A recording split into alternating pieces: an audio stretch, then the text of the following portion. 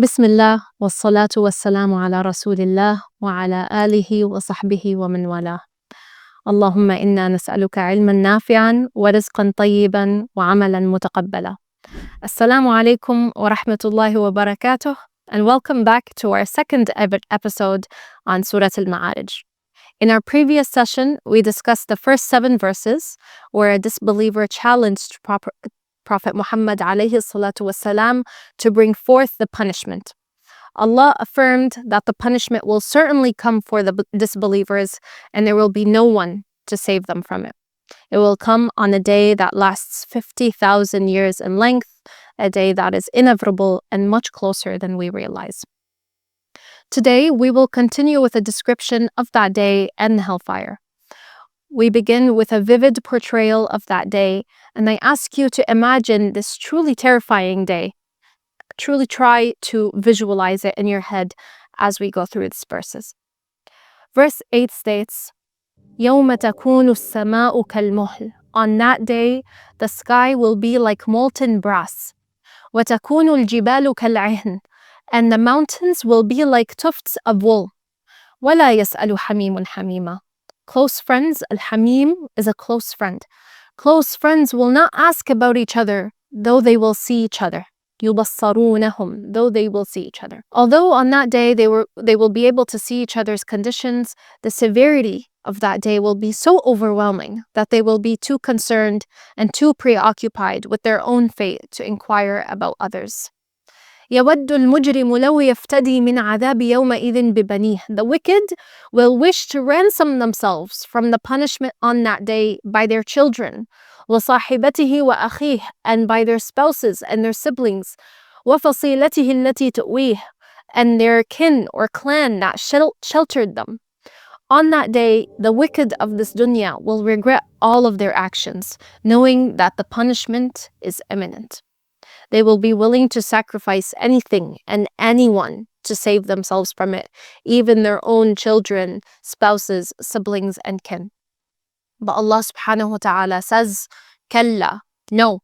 One simple word denying their regretful wishes, denying the notion of escape, followed by a description of the punishment that is waiting for them. Innaha lava. Indeed, it is a raging flame. نَزَّاعَةً لِلشَّوَى. It will tear off the scalp. Subhanallah, the words here are incredibly powerful in the Arabic language. نَزَّاعَة means not just that the flesh will be burned, but that it will be aggressively torn off. And ash-shawa refers to the skin of the scalp, but it can also refer to skin in general, the nerves and the muscles.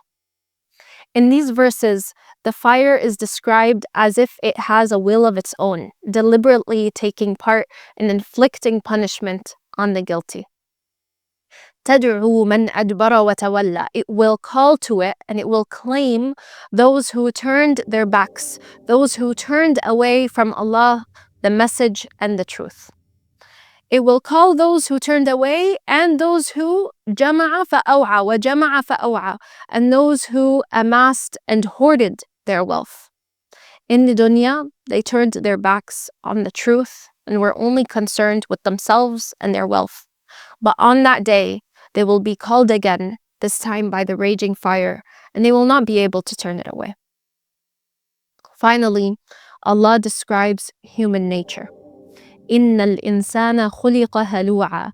Indeed, humankind was created impatient and restless. But how so?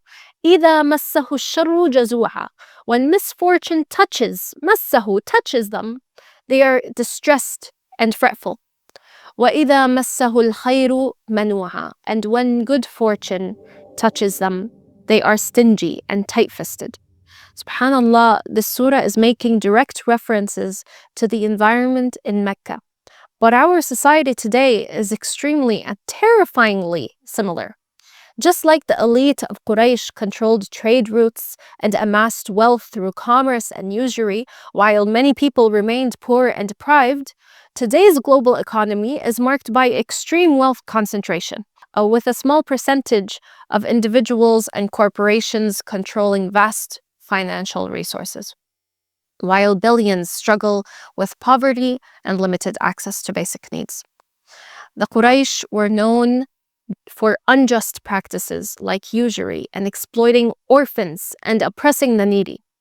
Today, financial institutions engage in predatory lending, charging high interest rates that trap people in cycles of debt, resembling the usury practices of old. The Quraysh controlled trade and manipulated markets to their advantage, leaving common people at a disadvantage. Similarly, in today's financial systems, large corporations and banks engage in market manipulation, lobbying for policies that benefit them at the expense of small businesses and individuals. Today, we went through a description of the hellfire and the punishment that is awaiting disbelievers and a description of some of our human nature. But next week, inshallah, we will discuss on a brighter note the exceptions to this description and a description of the believers, inshallah. أقول قولي هذا وأستغفر الله لي ولكم والسلام عليكم ورحمة الله وبركاته.